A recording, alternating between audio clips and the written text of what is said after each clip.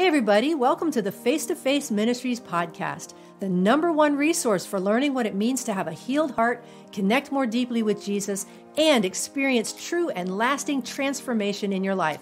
I'm one of your hosts, Kathy Little. And I'm your other host, Melinda Wilson.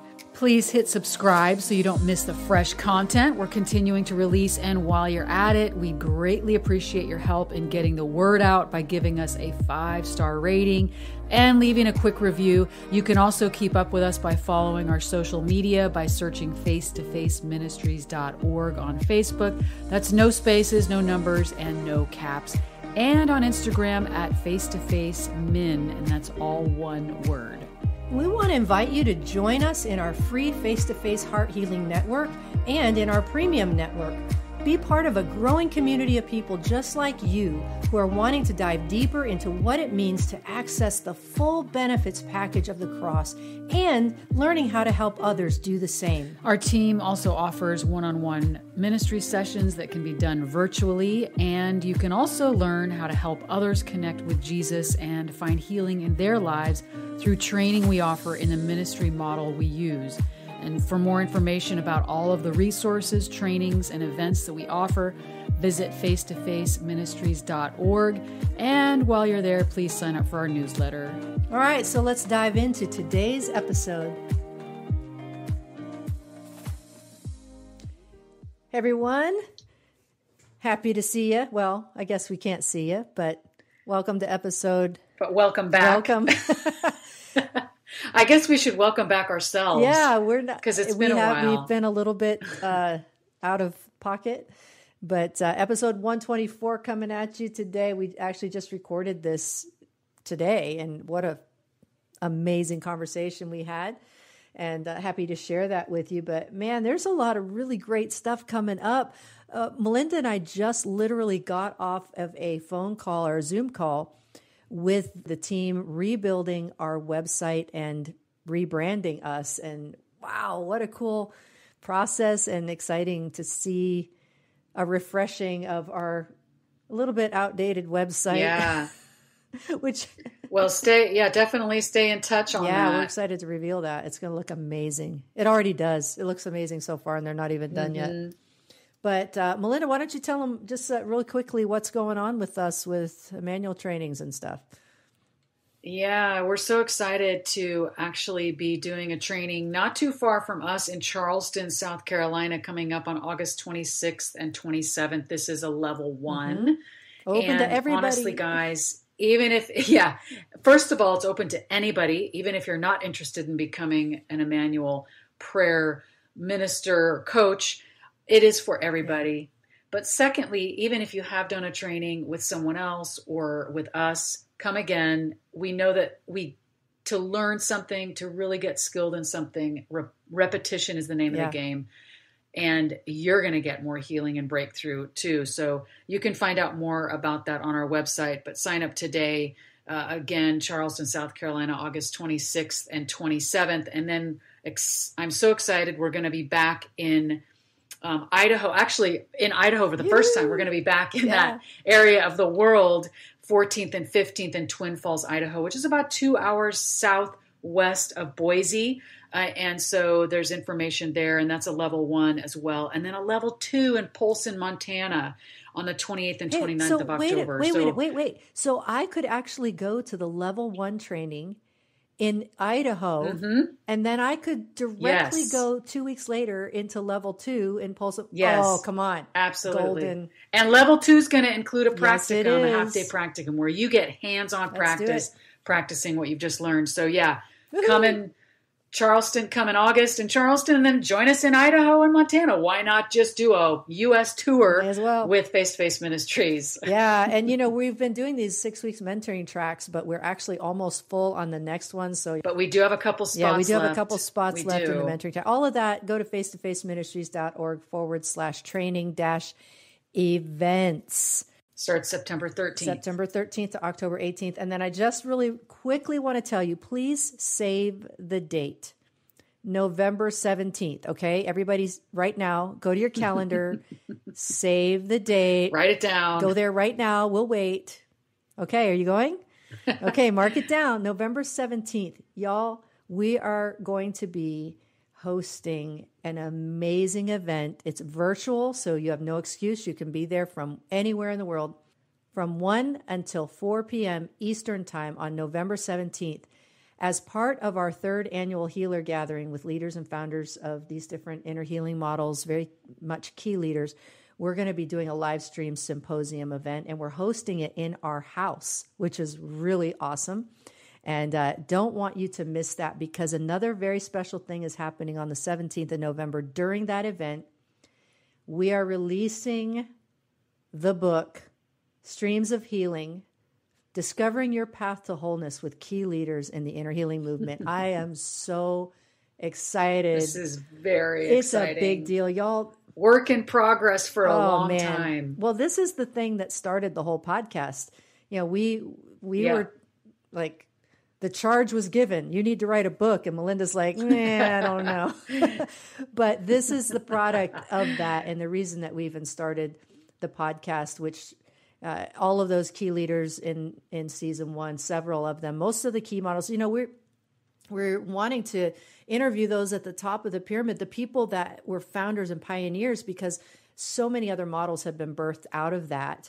And out of these key models, there's been so much that has come out of that. And we're very excited to be producing pretty much the only one of its kind in print form. Like our podcast is very unique in offering different voices in inner healing and those who are passionate about helping people connect with all that Jesus offers. So we're very, very, very much excited to be able to get this book out to you, and that is going to happen November 17th, our official release. So what did I say? Mark your calendar.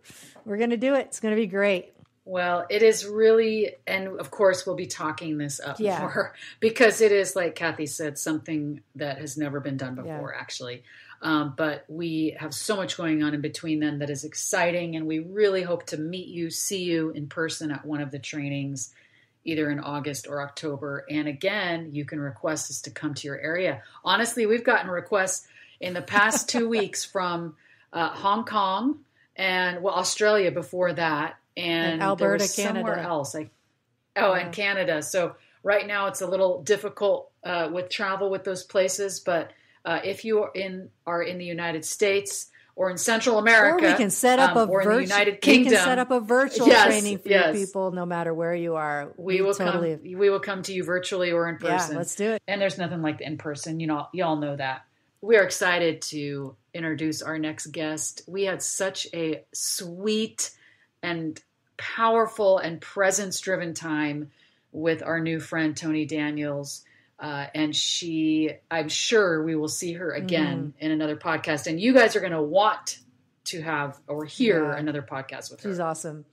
Yeah, she's with the Lk10 organization, and we're getting way more acquainted with them even since moving to the Greenville, South Carolina area, and very thankful for the influence that they have on us. And we're actually incorporating some of what they do in our Face-to-Face Heart Healing Network Premium.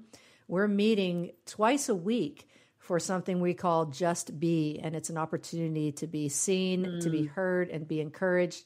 And we have seen a beautiful, beautiful, just the results of that and impact of that has been really sweet in the group, and building some community and helping people learn how to actually have community. Because, we say it's really great, but what does that actually look like, and how do you do it?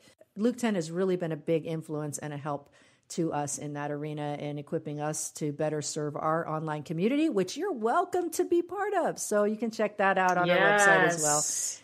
Face-to-Face Heart Healing Network. Just go to hearthealingnetwork.face-to-faceministries.org, and you can join us there in premium. So without any further delay, we're excited to share our conversation with you that we had today with Toni Daniels. Melinda and I got introduced to this ministry we weren't intentionally looking for it. It kind of found us, and we landed in the middle of some people who are part of this tribe and found out that we're very similar. And we would love to introduce everybody on the podcast today to one of the leaders in Lk10, and we're going to tell you a little bit about what Lk10 is. But Toni Daniels is joining us from Tennessee today, and Toni, so happy to have you as part of the podcast and very excited to get our people introduced to you and what you're doing for a couple of reasons. One of which is because it's like become a big deal in some of the things that we're doing as a ministry as well, and incorporating your tools and stuff. But Toni, why don't you introduce yourself and tell us just a little bit about you and your background, and then we're going to discover what Lk10 is all about. All right. Well, I'm so glad to be here. Thanks for having me. I have to share with both of you, you might not know this tidbit, but I actually got on your email distribution for your podcast maybe a year ago somehow, and started listening to it, and I started praying that God would cross our paths somehow. No. Well, so I didn't know how it would happen, but now y'all know why I'm such a freak when I get together with y'all. And I'm like, I'm so excited to be in the same room with you. So anyway, it's really funny to hear you say you found out about it somehow. I'm like, oh yeah, I don't really remember how it happened, but I know it was because I was praying. So it's pretty much like I am an answer to prayer. I mean, I'm just going to speak for me, but no, we're of course. Yeah. I mean, we're an answer to everyone's most deepest heartfelt prayers. I mean, come on. Well, we had actually heard about Lk10 for the first time from somebody that was in one of our online courses that we did a couple of years ago. And then Ken and Kathy Larson, who are very dear friends of ours, and they're also in the Emmanuel Approach. They're in Southern California, and we've built relationship with them, and we heard them talking about it. And he was talking about doing a church of two with somebody else that we knew, and we're like, what is that? But, we just didn't quite get it. But it's really fun that we can all get together and get to know each other better here. My husband keeps telling me everyone with the same DNA will find each other eventually. Come on, it's the tribe super thing. Super fun. It's I can't tribal. Wait. Can't wait. We're finding each other. Yeah, come on. Well, it's energy. Yeah, it's energy and frequency too. Yeah. I mean, like attracts like. This is scientific, and I mean, really energetic, and that's just we're all made of energy, and so when you find that. There's that magnetism. We're either repelled by someone or magnified. We're drawn to them. And when you're on that path to more, when you're on the path to, I want to actually live awake. I want my eyes open and my ears open. Jesus regularly said, those who have ears to hear, not everyone has ears to hear. They don't want to. They're, stuck in their conditioned ways of thinking and being and doing. And so it can be scary to be doing or seeking something other than how it's always been done. And that's, I feel like what Lk10 is doing, but would you share, like, what the heck is Lk10? Well, we gotta find out who she, we don't know. We have to find out who she is first. No, I was going to do that. Hold on. You let me keep I feel finishing so loved. So I'm going forward to go backward. So let's find out what Lk10 is, but first, let's find out who Toni is. Man, who is Toni? That's an incredible question I have yet to answer, I think. I am, wow. Okay, let me start with beautifully broken. I think that's probably one of the things. So I'm a beautifully broken person, meaning I've hit the wall many times in life, in ministry, in love, in family, and seen God's grace and goodness and joy heal and carry me on. Right. So our family refers to it as just beautifully broken, because he shines through those cracks. But, missionary, 18 years in Uruguay, South America, church planter. My husband and I founded a training center in Uruguay called San Geronimo. Had to leave Uruguay because we laugh that we found a million ways to not plant a church there. And at one point, too, we said that we were actually bringing people to Christ to leave the country. Wow. So that was one of the moments when we realized that we really weren't in charge of building God's church. He was. And we were in charge of making disciples. Like, that's what he told us to do. And he said he would build his church because every time people came to Christ, they did leave the country. And so all of our years down there, we had so little to show for it, really, if we were going to prove we were good church planters. Because I kid you not, we now have vibrant families of Jesus, though, in New Zealand and in Holland and in Colombia, South America, and in Uruguay, because these people just left, right? And in South Africa. But that was crazy. Anyway, in Brazil. So that being said, we came home for my daughter. One of my daughters had some real difficult mental health issues and could not be treated in Uruguay any longer. Probably shouldn't have stayed that long. And my husband was also wearing showing the wear and tear of creating reality for people for 18 years, right? And we had been very young going through all that with young children. So we were definitely living outside of our maturity stage. If people in your field know, or in your podcast know what that means, right? We have these maturity charts and we have these stages of maturity. And when you're in a parenting stage, you're supposed to be released by your community to sacrificially care for your children, not sent as missionaries to a foreign country, stripped of all of your support system whatsoever to go care for a whole community sacrificially. Wow. What is up with that? So that, yeah, but most people don't understand that if you don't understand no one knew the about maturity that. thing. And yeah. we're talking 30 years ago, right? So Yeah. no one knew about this stuff 30 years ago, but we were set up for failure, right? In a huge way. So yes, our child was suffering. We came home and we've been in Nashville for 8 years. I spent the first year grieving because I had just gotten to a place in Uruguay after 18 years where I spoke fluently. I had a ministry that was thriving. I had invitations to train in schools and people cared. The mental health, professional health there is not like it is in the States. And so they valued everything we brought in the secular environment. And I mean, it was just like, oh goodness, I'm finally finding my place and got ripped out of that. So the whole first year back in Nashville, I grieved and cried every single day for an entire year, took a sabbatical to do that deep grieving work and wrote the first book, Back to Joy. So that is the story of 18 years of maturity, growth, and learning all the life model work stuff and Emmanuel prayer and all that wonderful stuff that most of us have been exposed to now.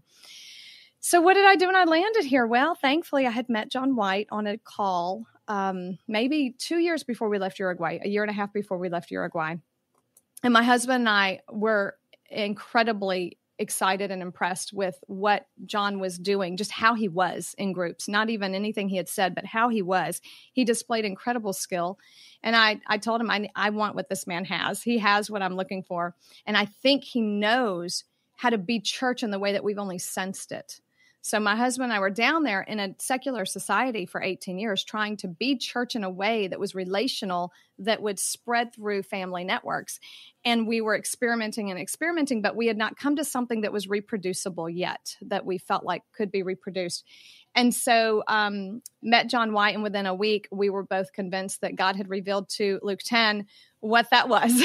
We were thrilled and all in. We revamped everything we were doing in Uruguay. And I came on staff with Lk10 after coming out of my sabbatical and realizing what I really wanted to do and what I was created to do. So training leaders is what I'm passionate about.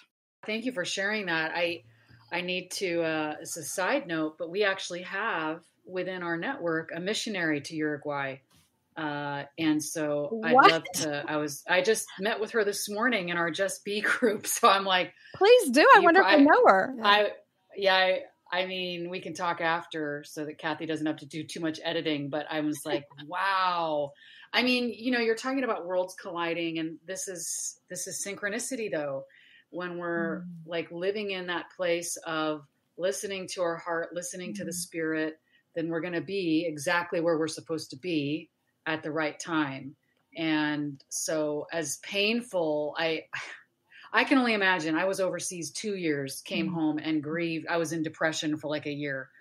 That 18 years that's way amped up, but I understand. I can relate to some of that grief and reverse culture shock and all of that comes, and the disappointment and the dreams of what could have been. But I appreciate so much hearing you say that you actually took a year to grieve. So obviously you must have had some awareness of what it means to be in your heart, to live heart-centered, because you could have come back and, like so many people do, we're just going to get back into function mode. We're just going to get on, and so many people live on autopilot. I don't have time for that kind of stuff. Yeah. So was it that you already knew to pay attention to your heart and be okay with it and sit in that grief? Yeah. Was that intentional on your part? Yeah, I think that the main thing before, when we were in Uruguay, because it was so hard and because of the mental illness that we encountered there, we had to start searching for resources. So we found Life Model Works 3 years into our stint there. So we were already studying fiercely all of the neurotheological stuff that was developing in time, almost as they were publishing the books, as they were discovering those things. And then Dr. Carl Lehman as well with the Emmanuel approach. I had already been trained in Ed Smith's Theophostic prayer way back when in the 1990s. So yes, I had that in my background before even leaving for the mission field. Thank God. Yeah, right? So that's really through good. all of that, was able to seek Emmanuel and hear his voice and receive his healing through all those years that then just catapulted me into that year of grief, and had a great community around me supporting me through that time. And Lk10 was a huge part of that process for me. So we need to know a little bit about what Lk10 is, and maybe a little more about John White and the background of Lk10, because I don't think it's been around too long, has it? It's about 15, 14 years. Yeah. Okay. Yeah. So Lk10 we are a training organization. Our vision is to see a vibrant family of Jesus within reach of every person on the planet. And vibrant family of Jesus for us, we would call that a church. Most people wouldn't, because it's not institutional. It could be 2 or 3 people for us. Really practicing connecting heart to heart with each other and listening to God together, connecting heart to heart with God. That to us is church. So 2 people connecting heart to heart with each other and with God. And when that happens, we believe Jesus is there, and we believe church is happening. So where 2 or 3 are gathered, right? He's there. And the reason that that's significant for Lk10 is because you can do that as close to daily as possible. Whereas other forms of church can usually only happen once a week. And that does not allow for relational skills to be practiced. If you practice tennis once a week, you're going to suck. I'm just going to tell you that. Yeah. I mean, you'll be better than someone who doesn't practice at all, but you're not going to be that great. And I don't want to be like a really pitiful Christian player, right? Or Christian, skilled Christian. I want to be like a highly skilled Christian. I want to know how to love with skill, right? And like Dr. Wilder always says, love our enemies, right? Because that is the sign of maturity, is can we love our enemies? And that doesn't just, you don't just get birthed into that. It actually takes practice and skill of loving. And if you're practicing daily, connecting heart to heart with each other and with God, you get very skilled at it, as opposed to just once a week. If you even practice it once a week at church. Some people don't even get that practiced at church because it's more spectator oriented. So Lk10, so the mission, see a vibrant family of Jesus within reach of every person on the planet. And we do this by connecting and equipping what we call spiritual moms and dads. And that would be, you could call them facilitators, call them spiritual moms and dads. For us, that's what they are. So it's people, it could be a spiritual mom and dad who are mommying and daddying their own children, all the way to elders who are mommy and daddying, fathering or parenting a whole community, right? So that sacrificial caring that you get out of those maturity charts around parenting, but also eldering when it gets to a bigger situation. Yeah, I'm so excited that we've had an opportunity to even put our toe in that pond, because some folks that we've connected with in our new hometown area actually host a gathering every other week. And that's what we do around the table and around a meal. And there's something really beautiful about that community taking time to actually be community and having that exchange around a table when we're eating and enjoying a meal together. You know, there's a lot of meals shared in in the Bible and New Testament, especially with Jesus talking about sharing meals, and something really beautiful about that. It's significant. I mean, there's like this exchange. We're feeding our bodies and souls at the same time. Because we did something like this in North Carolina when we lived there several years ago, but we didn't have any tools. We just were like, let's just come together and see what Jesus wants to do. But the intentionality of what Luke 10 does is really beautiful. Thanks. Thank you. Yeah. So John White was an incredible mentor in my life at the time because he validated my family as an expression of church. And I think that was a crucial moment in our church planting process, because we had always thought that we didn't have a church unless we had another couple or two coming to our house, right? And the biggest paradigm shift for me was when John White sat me down and said, you've got 4 children in your house and a husband. That's a church. And can you lead them well? And that was a huge paradigm shift for me. And if I were to be church with them, what would that even look like? Right. And so practicing and learning how to be church with my the people I belonged to the most, was a huge paradigm shift that was very freeing, actually. And it removed a lot of guilt and shame.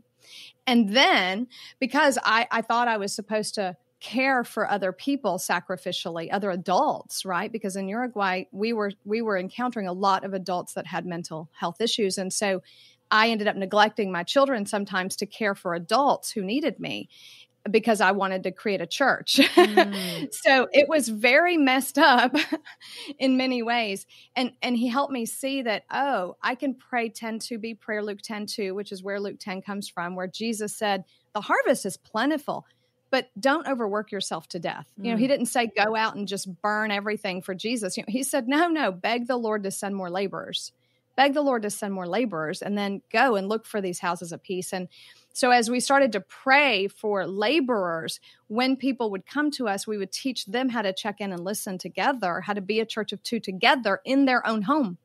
So I had my house church of us 5 or 6, and now they had a house church in their house. And if we got together, it was to train. It wasn't for me to parent them because I couldn't parent them. I could not reparent adults. I had little children still. And we didn't have any elders at the time that were in the life stage eldering where they could sacrificially care for other people. So it really changed the way I church planted, and it made it much more healthy and much safer for everyone involved, and more powerful because now people were being discipled right off the bat as soon as they came to Christ in how to be church in their own home. It was amazing. Where do we get that? Yeah. Are you finding that Luke 10 is catching on more and more, maybe exponentially now, just because we've been through an incredibly weird couple of years and churches had to adapt?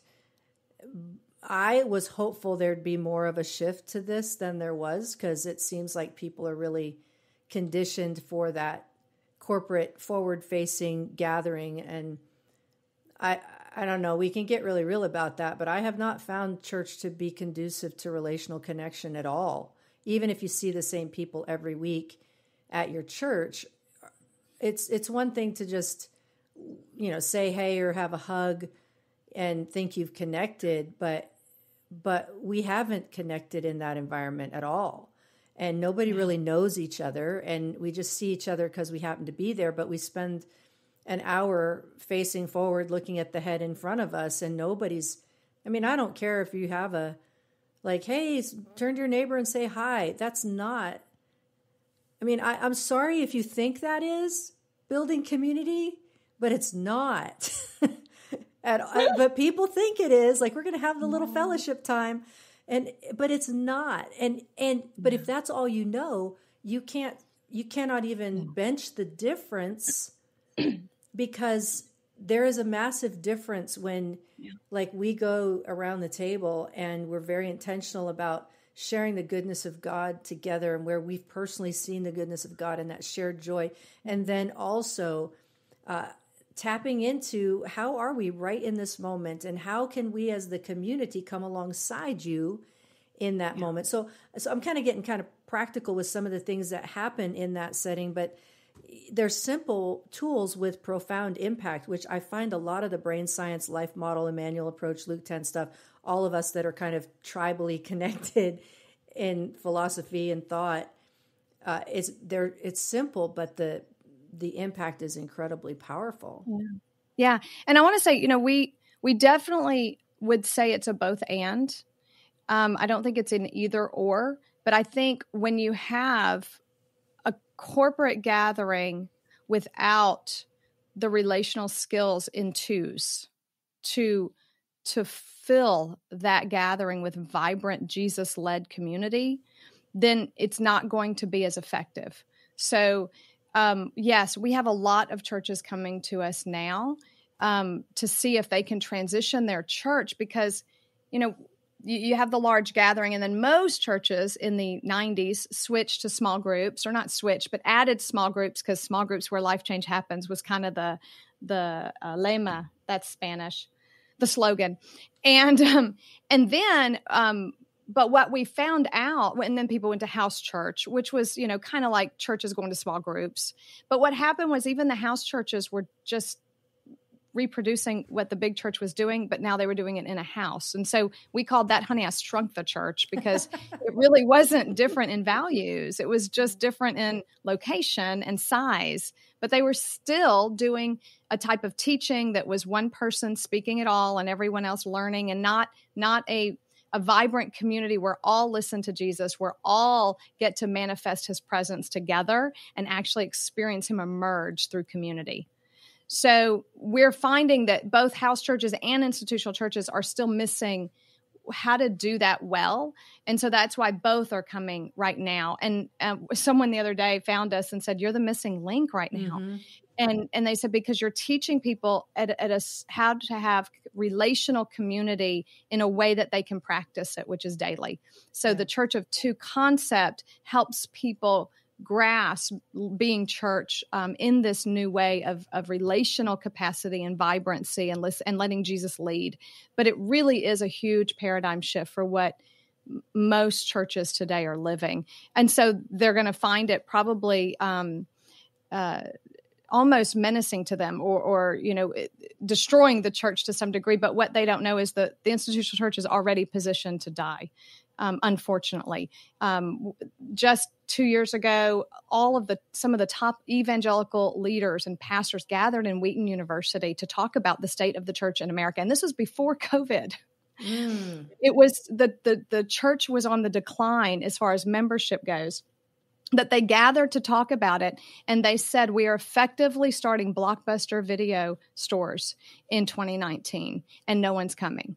Because the culture has shifted so much that no one goes to Blockbuster anymore. I mean, I'd like to because it's my past, but everyone just downloads it on the internet. Like, why do you have to go to Blockbuster?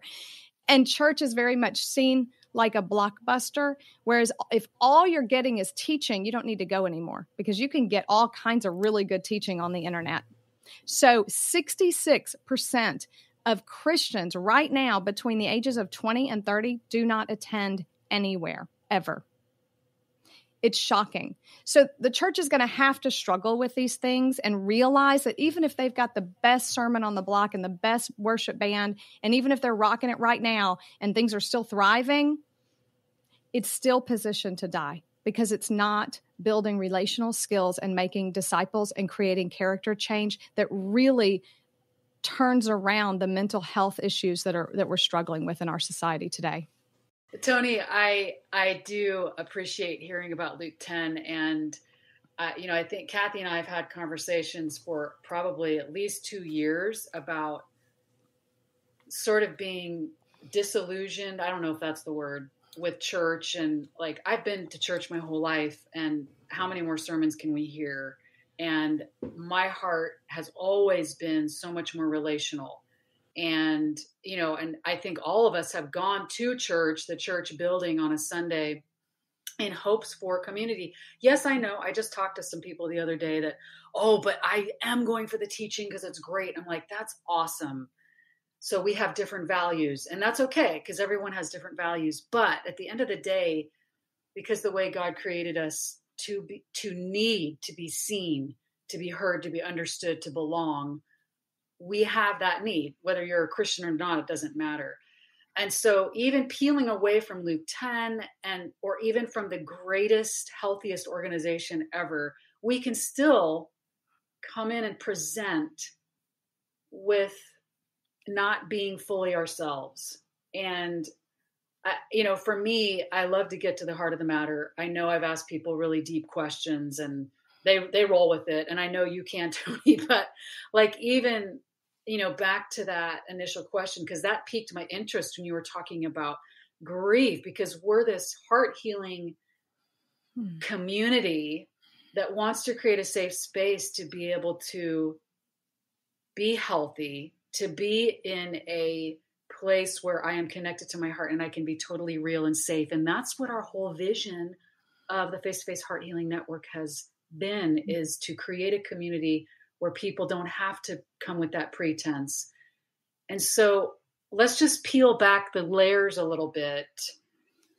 Again, and I loved that when I said, who is Toni, you dove right in. That can be a scary question. I appreciate that.